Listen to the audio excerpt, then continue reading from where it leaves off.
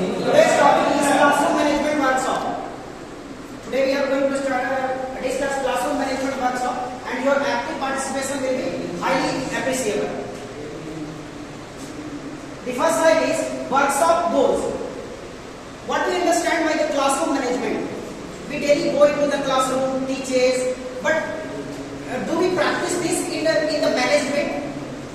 All these the classroom management topic is not only the discussion topic, but it is also a practical topic. Our goal for this workshop is to investigate strategies for planning, organizing, and structuring our classroom to maximize the student success. इस line का मतलब ये हुआ कि हम लोगों को ये प्रैक्टिस करना है या डेली लाइफ में अपना ये एंड्योरेंस लाना है कि कैसे हम बच्चों की सक्सेस को और बढ़ा सकते हैं, सक्सेस रेट को कैसे इंक्रीज कर सकते हैं। अब उसके लिए कुछ फैक्टर्स हैं, उन फैक्टर्स को हम लोगों को अपने डेली लाइफ में इंट्रोड्यूस करना होगा, शामिल करना होगा, उनको अपने लाइफ में लाना होगा। जैसे कि प्लानिंग जितने भी लोग यहाँ पर बीएड किए होंगे वो प्लानिंग के बारे में जानते होंगे, क्लासरूम प्लानिंग या फिर लेसन प्लान, क्लासरूम प्लानिंग या फिर लेसन प्लान जानते होंगे। तो वो लेसन प्लान का क्या मकसद होता है कि आपको एक डिफाइंड जो टाइम दिया गया है, जो लिमिटेड टाइम दिया गया है, उसका कैसे बेस्ट से बेस्ट हम यूटिलाइज कर सके और उसमें बेस्ट निकाल करके हम बच्चों को दे सके ताकि उनका कंसेप्ट डेवलप हो सके और उनका सक्सेस रेट इंक्रीज हो सके। We will examine effective classroom management strategies through an overview of Harry Bombs, the first day of school. First day of school मतलब जब भी सेशन का पहला डे स्टार्ट होगा तो that is called the first day of school. Session का first day मतलब final examination complete होने के बाद बच्चों की जब रिपोर्ट कार्ड आती है उसके बाद नए सेशन की स्टार्ट होती है तो वो फर्स्ट डे ऑफ स्कूल बच्चों के लिए होता है। तो फर्स्ट डे ऑफ स्कूल बच्चों के लिए कितना इंपॉर्टेंट होता है वो अभी हम लोग आगे की स्लाइड्स में जानेंगे। और ये बहुत इंपॉर्टेंट होता है कि आप फर्स्ट डे को कैसे इंट्रोड्यूस करें।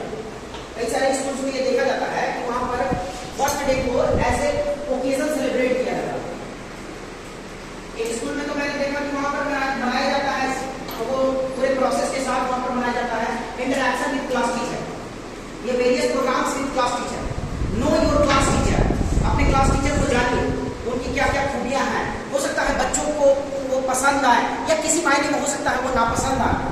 तो इन सारी बातों का ध्यान रखा जाता है the first day of school and work towards implementation in order to create an environment conducive to student learning and achievement. और कोशिश ये करनी चाहिए कि हम जितना ज्यादा से ज्यादा हो सके चाइल्ड फ्रेंडली इन्वायरमेंट बनाए, स्टडी इन्वायरमेंट फ्रेंडली इन्वायरमेंट बनाए, ऐसा इन्वायरमेंट बनाए जिसमें बच्चों के ऊपर कोई बर्डन ना हो, एक्स्ट्रा बर्डन ना हो, ताकि वो उनके दिमाग पर एक एक्स्ट्रा प्रेशर आए और जो कि वो सीखना भी चाहते हैं या जो सीख सकते हैं नेचुरली वो ना सीख पाए और किसी प्रेशर में आकर के उन बातों से भटक जाए, यानी पढ़ाई से भटक जाए, उनका मन पढ़ाई से खो जाए।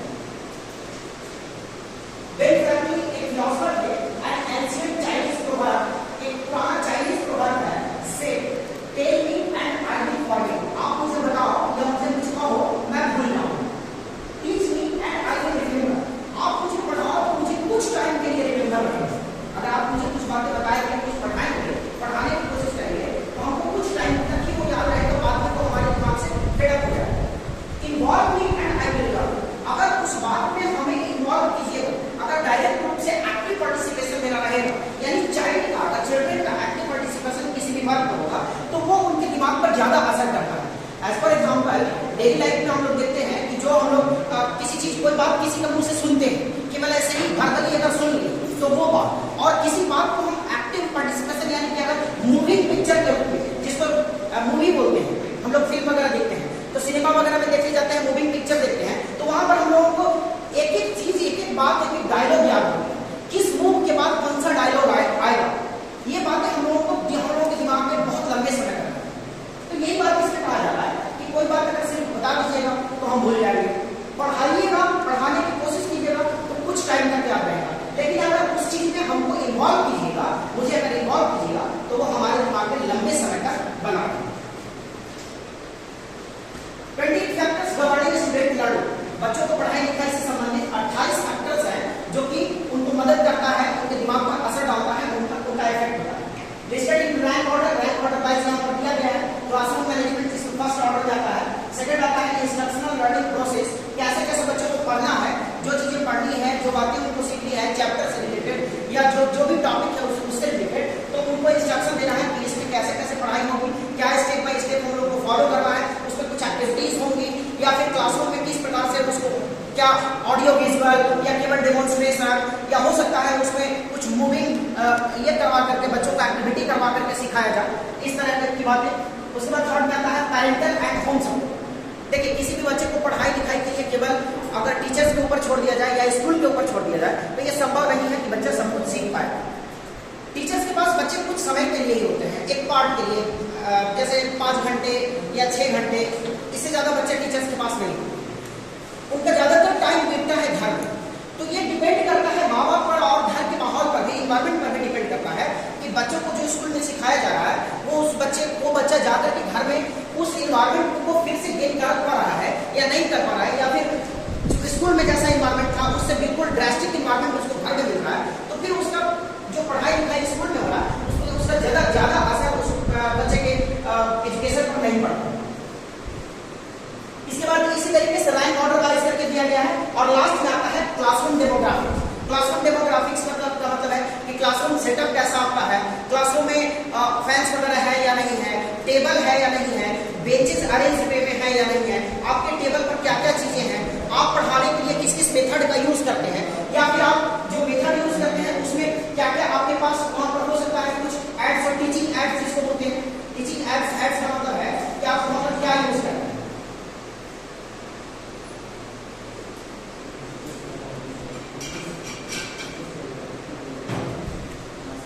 टीचिंग एड्स के रूप में आप क्या यूज करते हैं, that is called TLM, teaching learning material.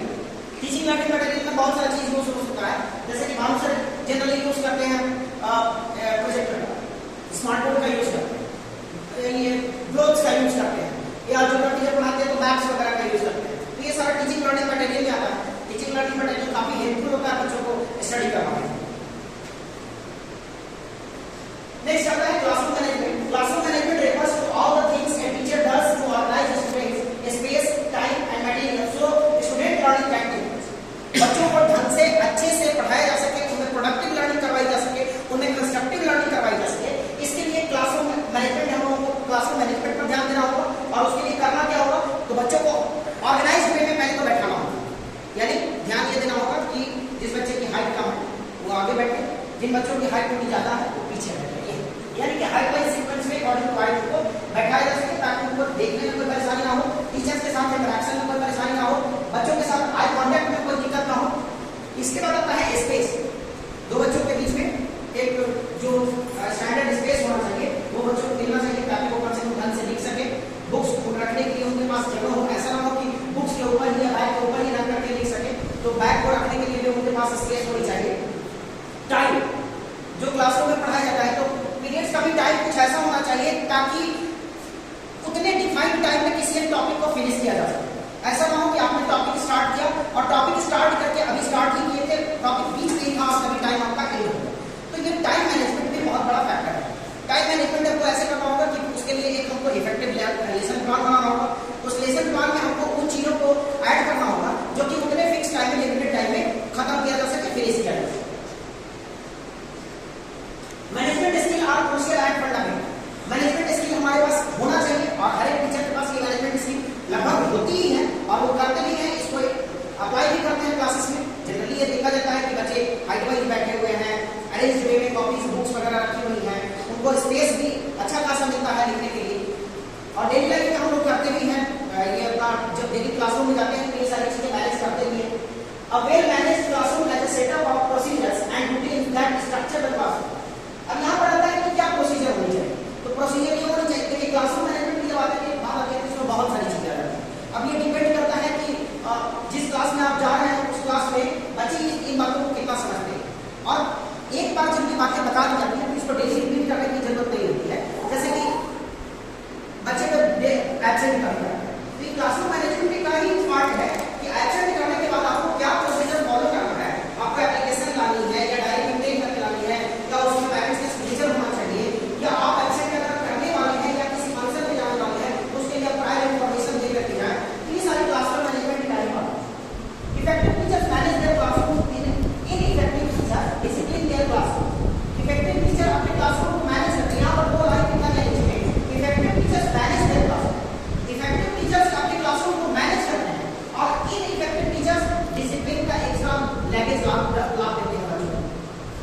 ऐसे डिसिप्लिन होता है, वैसे डिसिप्लिन होता है, वैसे डिसिप्लिन होता है। क्लासरूम को मैनेज करना और क्लासरूम में डिसिप्लिन को अपोज दोनों में बहुत बड़ा डिफरेंस है। तो हम लोगों को क्लासरूम मैनेज करना है, ताकि बच्चों पर एक्स्ट्रा डिसिप्लिन का एक बोझ ना हो। Effective teachers are ready. जो इफेक्टिव टीचर्स हैं जनरली वो हर एक कंडीशन के लिए रेडी होते हैं, चाहे वो कंडीशन उनके लिए कितना भी एडवांस क्यों नहीं। टीचर का मतलब ही है पेशेंस। जब तक आपके अंदर पेशेंस, परसिस्टेंस नहीं होगा, तब तक आप एक इफेक्टिव टीचर नहीं बन सकते। They have the room ready. जिस प्रकार का भी सिचुएशन रूम में आए, चाहे वो डिफिकल्ट हो या इजी सिचुएशन हो, उसके लिए रेडी रहना होगा। Positive work environment, that is work oriented. ये तो टीचर्स को स्टार्टिंग से बताई जाती है कि आपको किसी भी एनवायरनमेंट में, और खास करके पॉजिटिव एनवायरनमेंट आपको क्रिएट करना है क्लासरूम। पॉजिटिव एनवायरनमेंट नहीं होगा, बच्चे इफेक्टिव ढंग से नहीं सीख पाएंगे, फिर उनका पढ़ाई से मन उठ जाएगा। They have the work ready, desks, book, papers, assignments and materials. ये सारी चीजें लगभग हम लोगों के पास तैयार होती हैं। इनमें कुछ एक्स्ट्रा बातें तो है नहीं कि जो बताई जा सके। They have themselves ready, warm, positive attitude and positive. Generally ready होते ही हैं क्लासरूम में। जब भी कोई टीचर जाते हैं तो वो अपना रेडीनेस लेकर के ही जाते हैं अपने साथ, मतलब वो एक तरीके से तैयार होकर के ही आते हैं घर से। रूम अरेंजमेंट एक्टिविटी, कैसे रूम में हम लोगों को सारी चीजें अरेंज करनी है। As a group develop the plan for arranging your classroom. एक ग्रुप के तरीके से हम लोगों को क्या करना है, क्लासरूम को अरेंज करना है। यहाँ पर ये बेंचेस वगैरह का पोजीशन दिखाया गया है। ये आपका कर्व एक डेस्क है, ये सामने की तरफ का डेस्क है, ये पॉडियम है और ये साइड का डेस्क है। और इन चीजों का जनरली हम यूज कर सकते हैं, अगर चाहे तो हम यूज कर सकते हैं, और ये काफी इफेक्टिव वे होगा लर्निंग। वन टीचर डेस्क, एक टीचर का डेस्क होना चाहिए। वन हॉर्स शू टेबल, एक हॉर्स शू टेबल मतलब घोड़े के पैर का आकार का, घोड़े के नाल का आकार होना चाहिए। एक कंप्यूटर स्टेशन साइड का टेबल जो दिया गया है। उसके अलावा स्टूडेंट डेस्क, बच्चों को बैठने के लिए जो डेस्क या बेंच या टेबल जो भी यूज किया जाता है, जहां पर जैसा सेटअप अवेलेबल हो वैसे उसके हिसाब से ये चीजें आपके क्लासरूम में नेसेसरी रूप से होनी चाहिए। और जनरली होता भी है। कोई ऐसा स्कूल तो होगा नहीं कि जहां पर बेंच टेबल ना हो, टीचर्स के लिए टीचर्स टेबल ना हो। तो ये सारी सेटअप एकदम बेसिक नेसेसरी है, बेसिक नीड है classroom. Preparing for the first day of school, पहला दिन जब आता है सेशन का, तो उसको हम कैसे प्रिपेयर करें, कैसे प्लान करें। Organizing files, arrange, decorate. Organizing files को ऑर्गेनाइज करना। हर एक बच्चे का देखते होंगे, एक बच्चे का अपना एक अलग फाइल होता है, उसमें सब स्टूडेंट से रिलेटेड सारी इंफॉर्मेशन होते हैं, सारे डाटा होते हैं, उनका नाम, उनका एडमिशन नंबर, उनका पेरेंट्स गार्जियन का नाम, पिक्चर्स, उसके अलावा एडमिशन नंबर, ये सारी बातें उनमें रिकॉर्ड होती है। बच्चा कैसे आता है, बाई स्कूल और बाई बस और बाई फुट या बाइसिकल, ये सारी बातें उनमें स्टूडेंट रिकॉर्ड होता है, डेटा होता है, उसको अरेंज करना होता है। क्लासरूम को जनरली ये देखा जाता है कि खास करके अगर जूनियर क्लासेस में होता है फर्स्ट डे ऑफ स्कूल, तो उसमें क्लासरूम को डेकोरेट किया जाता है, ताकि बच्चों को एक अट्रैक्टिव लग सके, थोड़ा सा लगे कि हाँ कुछ नया दिख रहा है क्लासरूम में। इमेजिन रॉयल्टी इज कमिंग, एक दिमाग में आपकी बात आनी चाहिए कि रॉयल्टी आ रही है, मतलब ये एक तरीके का मोटिवेशन देता है। टीचर्स के लिए भी एक मोटिवेशन होता है कि हम नए क्लास में जा रहे हैं, तो एक हम लोगों को क्या मिलेगी, रॉयल्टी मिलेगी। और रॉयल्टी मिलेगी क्या, बच्चों को पढ़ाना, उनका जो सक्सेस होगा टीचर्स के लिए वही royalty. There is a place for everything, सभी चीजों के लिए वहां पर कुछ ना कुछ प्लेस होना चाहिए। मतलब एक फ्रेंडली इन्वायरमेंट होना चाहिए जिसमें बच्चे किसी भी बात को कहने से या कुछ करने से या कोई एक्टिविटी करने से कोई हिचक ना हो। We teach readiness by modeling readiness. हम लोगों को रेडीनेस दिखाना है, तत्परता दिखाना है कि बच्चे सीखने के लिए अगर लायक हैं तो हमें भी सिखाने के लिए हमेशा तैयार रहना है, रेडी रहना है। Equip yourself with the first day script. आपके पास पहले दिन का क्या प्रिपरेशन है, आप पहले दिन के लिए प्रिपेयर होकर के आए हैं या नहीं, आप कितना अपने आप को प्रिपेयर कर आए हैं, उन चीजों से आपको क्या करना है, हमेशा रेडी रखना है। फर्स्ट डे क्या स्क्रिप्ट होना चाहिए कि बच्चों से हमें सबसे पहले तो क्लासरूम में जाने के बाद इंटरेक्शन करना है, अगर हो सके तो पहले जाकर क्लासरूम को थोड़ा सा डेकोरेट कर सके, ताकि उनको पता लगे कि हाँ क्लासरूम में कुछ तो नया है, नए क्लासरूम में आए हैं। बच्चों के अंदर वैसे भी नया क्लासरूम को लेकर के, नए बुक्स को लेकर के, नई कॉपीज को लेकर के थोड़ा सा उत्साह होता है, तो इन बातों को थोड़ा सा उसमें शामिल करना चाहिए। Readiness is the primary determinant of teacher effectiveness. Readiness क्या है, एकदम प्राइमरी डिटरमिनेंट, मतलब प्राइमरी फैक्टर है टीचर इफेक्टिवनेस का, टीचर कितना इफेक्टिव है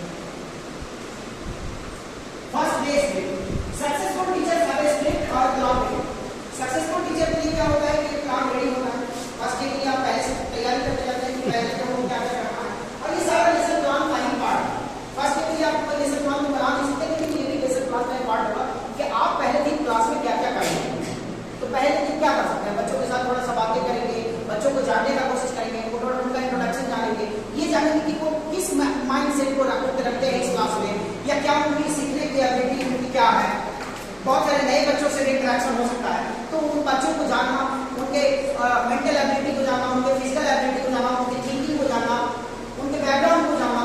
बच्चों को सिखाने के लिए सबसे बड़ा फैक्टर है उनका बैकग्राउंड जानना।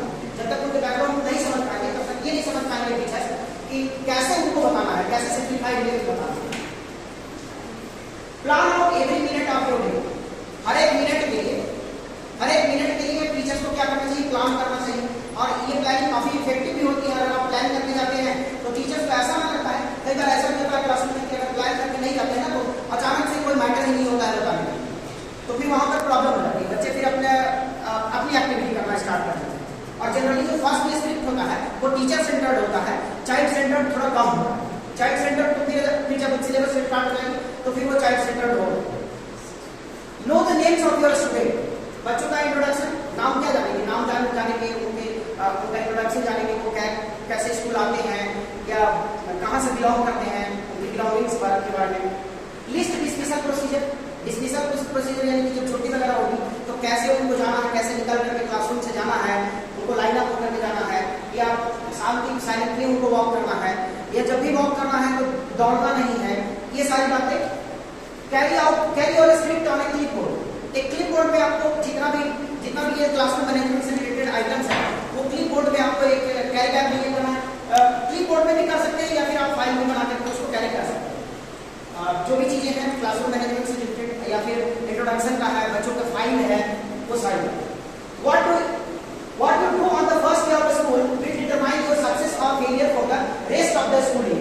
आप पहला दिन क्या करते हैं, आप जो फर्स्ट डे स्कूल में आपका होगा, पहला दिन जो आपका क्लासरूम में होगा, वो ये बात को डिटरमाइन करेगा कि आपका आने वाला साल जो है वो उस क्लासरूम में कैसा दिखने वाला है या कैसा होने वाला है, या इस बच्चों के साथ किस टाइप का आप एक बॉन्डिंग बना पाते हैं, स्टूडेंट के साथ आपका बॉन्डिंग किस टाइप का बनता है। ये इस बात पर डिपेंड करता है कि आपका फर्स्ट डे का प्लानिंग कितना बेटर है।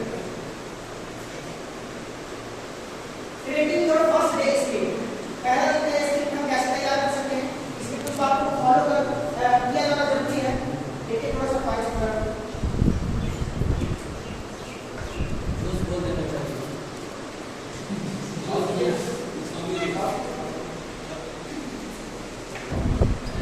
एक आध मिनट आप लोग भी creating your first day script. First day script में हम क्या क्या उसमें ये कर सकते हैं, मैनेज कर सकते हैं। Students begin arriving in the classroom at 7:20 अब देखिए ये टाइम दिया गया है कि 7:20 में क्लासरूम में बच्चे आना स्टार्ट करते हैं। जनरली ये टाइम 7:20 होता है, लेकिन हो सकता है कि इससे कुछ कम भी हो सकता है, नीचे भी हो सकता है या थोड़ा ज्यादा भी हो सकता है। ये डिपेंड करता है वेदर कंडीशन पर कि कैसा कंडीशन है। अगर समर का टाइम है तो फिर ये टाइम और नीचे भी हो सकता है, अगर ठंडी का मौसम है तो ये टाइम थोड़ा बढ़ भी सकता है। एवरेज टाइम दिया गया लगभग 7:20 है। Have an activity waiting at their place to keep them occupied while you bring the students' parents at the door।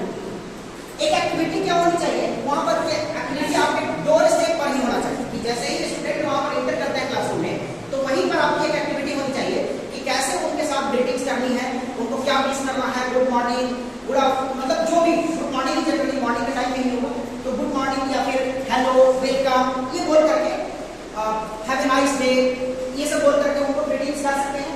अगर वो बच्चे खुद से आए तभी, अगर पेरेंट्स के साथ आए तब, तो डिपेंड ये करता है, मतलब ये भी करना होता है, मैनर ये भी करता है कि आपके स्टूडेंट के साथ साथ पेरेंट्स को भी आप ग्रीटिंग्स कीजिए।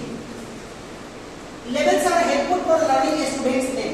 अब यहाँ पर लर्निंग ऑफ द स्टूडेंट, बच्चों को पढ़ाने से पहले उनका नाम जानना जरूरी है, क्योंकि नाम जानने से क्या होता है ना कि बच्चों पर एक इफेक्ट पड़ता है कि हाँ सर मुझे जानते हैं, पर्सनली जानते हैं, तो इसका भी एक बड़ा इफेक्ट पड़ता है। Have a list of your students on the clipboard. Clipboard पर आप जो भी मटेरियल्स वहां पर लेकर के गए हैं, आइदर वो क्लिपबोर्ड में हो या फिर फाइल हो, उनमें बच्चों का नाम होना चाहिए, सारा रिकॉर्ड होना चाहिए, डाटा होना चाहिए। उनके साथ पेरेंट्स कम्युनिकेशन के लिए भी कॉन्टैक्ट भी होनी चाहिए, आइदर वो मोबाइल नंबर हो, लैंडलाइन हो, जो भी हो, या ईमेल आईडी वगैरह। Ask your parents to confirm after school pickup, have a form ready for them to fill in such as. अब जो स्टूडेंट्स हैं उनके पेरेंट्स के साथ हम लोगों को ये भी कम्युनिकेट करना है कि आप डिसमिसल के टाइम पर बच्चों को आकर के खुद से लें। अब इसके लिए हम लोगों को बोल रहा है कि एक फॉर्म यहाँ पर रेडी करना होगा, how will your student get home, कैसे वहां पर बच्चे डिसमिसल के टाइम में जाएंगे, घर कैसे जाएंगे, तो फॉर्म यहाँ पर फॉर्म क्रिएट करने के लिए बोल रहा है जिसमें आपका नेम यहाँ पर मेंशन होगा, स्टूडेंट पिकअप कैसे किया जाएगा, पेरेंट के द्वारा किया जाएगा या फिर डे द्वारा या जैसे भी बाइसिकल के द्वारा, बाय फुट, बच्चे खुद से आएंगे या पेरेंट्स लेकर के जाएंगे, ये सारी बातें मेंशन होनी चाहिए। Establishing procedures. The first 2-3 weeks of the school are critical. Introduce classroom procedures the first week. The first 2-3 weeks of the school are critical. ये पॉइंट बहुत मायने रखता है। इसलिए मायने रखता है ना क्योंकि जब नया सेशन स्टार्ट होता है, न्यू सेशन स्टार्ट होता है, तो बच्चों को पढ़ने की एक थोड़ी सी अलग होती है कि नया क्लासरूम है, नए बुक्स हैं, नए कॉपीज हैं, नए उसमें मटेरियल्स पढ़ने के लिए मिलेंगे, बुक्स में नई पिक्चर्स देखने के लिए मिलेंगी। तो 2-3 सप्ताह बच्चों में एक नया उत्साह होता है और उस नए उत्साह में बच्चे थोड़ा ज्यादा सीख पाते हैं। तो इसके लिए 2-3 वीक्स जो है ना स्कूल का बहुत ही क्रिटिकल होता है और इन 2-3 वीक्स का जो है असर पूरे साल देखने के लिए मिलता है। Introduce classroom procedures the first week. पहले तो क्लासरूम प्रोसीजर को पहले वीक में आपको पूरा क्लियर कर देना है बच्चों को, तो कि किस ढंग से आपको क्लासरूम में परफॉर्म करना है। आप क्लासरूम में आइएगा तो उसके बाद आपको बैग्स कहाँ रखनी है, आपको टिफिन कहाँ रखनी है, वाटर बॉटल कहाँ रखनी है, आपको कब किस पीरियड में क्लास से बाहर जाना है, आपको बाहर जाने के लिए पास लेकर के जाना है, या जब भी आप बाहर निकलिएगा तो क्यों में इंटरैक्ट आप कीजिएगा। किसी भी तरह का आप लोगों को क्लास में न्यूसेंस क्रिएट नहीं करना है, या क्लासरूम में जब भी कुछ मान लीजिए अगर वैसा गंदा वगैरह हो तो आपको डस्टबिन में ही उन चीजों को फेंकना है। ये सारी बात स्टेट योर एक्सपेक्टेशंस। क्या आपकी टीचर्स की क्या एक्सपेक्टेशंस है स्टूडेंट्स के साथ, ये भी उनको बताना है कि आपसे क्या एक्सपेक्टेशंस है कि आप अच्छे से पढ़ाई करें, डिसिप्लिन को मेंटेन करें, किसी प्रकार का कोई ऐसा माहौल क्रिएट ना करें कि प्रॉब्लम हो आगे चल करके, और ऐसे आप पढ़ाई करें कि आपको बेटर से बेटर मार्क्स मिल सके। Employ procedures that create consistency. ऐसे प्रोसीजर आप अप्लाई करना होगा कि जिससे क्लासरूम में कंसिस्टेंसी आए। ऐसा ना हो कि कोई बच्चा फर्स्ट टर्म में बहुत अच्छा किया और उसके बाद वो लैग करना स्टार्ट कर। तो इस टाइप का माहौल बनाना होगा कि वो बच्चा कंटिन्यू परफॉर्मेंस दे, और इस तरीके का हम लोगों को प्रोसीजर भी अपनाना होगा ताकि ऐसा ना हो कि बच्चे के ऊपर फर्स्ट टर्म में तो ठीक था लेकिन सेकंड टर्म आते आते इतना एक्स्ट्रा लैगेज उस पर ला दिया गया ताकि वो उस लैगेज के जरिए दब गया और फिर उसके परफॉर्मेंस पर असर होना स्टार्ट हो गया। Create slide show off your procedure. जो भी आपने प्रोसीजर अपनाए हैं तो उसका एक स्लाइड शो मतलब है कि आपको स्टेप बाय स्टेप उनको बताना होगा कि कैसे कैसे क्या क्या चीजें लागू करनी है, किस तरीके से आपको पढ़ाई करनी है कि आपका परफॉर्मेंस बेटर हो सके और कंसिस्टेंटली बेटर हो सके। ऐसा नहीं कि एक बार स्टार्ट किए परफॉर्मेंस अच्छा था और उसके बाद परफॉर्मेंस डाउन होना स्टार्ट हो। Have students role play procedure. जो भी आप प्रोसीजर अपनाएंगे उसमें क्या होना चाहिए, स्टूडेंट्स का एक्टिव पार्टिसिपेशन, एक्टिव रोल होना चाहिए, क्योंकि teaching learning process child centred होनी चाहिए, टीचर सेंटर्ड नहीं होनी चाहिए। अगर जैसे ही teaching learning process teacher centred होना स्टार्ट हो जाएगा तो फिर बच्चे उसमें एक्टिव पार्टिसिपेशन उनका खत्म हो जाएगा, और एक्टिव पार्टिसिपेशन खत्म हुआ तो फिर उनका स्टडी वही रुक जाएगा। Rehearse as necessary. कुछ चीजें जो कि बहुत नेसेसरी है, अति आवश्यक है, उनको ये बातें उनको बतानी भी है कि ये नेसेसरी है, कंपल्सरी है, ताकि बच्चे उस पर ज्यादा फोकस कर सकें। जैसे खास करके जो क्लासरूम मैनेजमेंट की बातें हैं, क्लासरूम मैनेजमेंट किस तरीके से क्लासरूम मैनेजमेंट में बच्चे का भी रोल होता है कि बच्चा जब आए तो कम से कम ये देख सके कि बेंच डेस्क जो है वो अपनी पोजीशन पर अच्छे से है या नहीं है, तो इसमें बच्चों का भी एक्टिव पार्टिसिपेशन होता है। तो ये चीजें नेसेसरी है, ये कंपल्सरी है और ये होना चाहिए।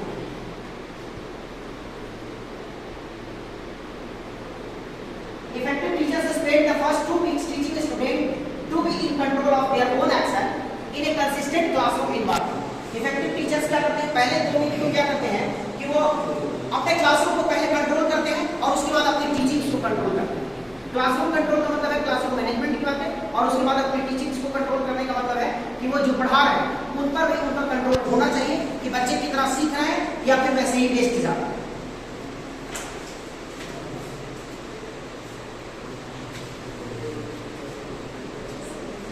Classroom management is not discipline. Classroom management discipline का पार्ट है नहीं। डिसिप्लिन का मतलब है कि आपको एनी हाउ फॉलो करना है, मीन्स बच्चों के ऊपर एक प्रेशर होता है।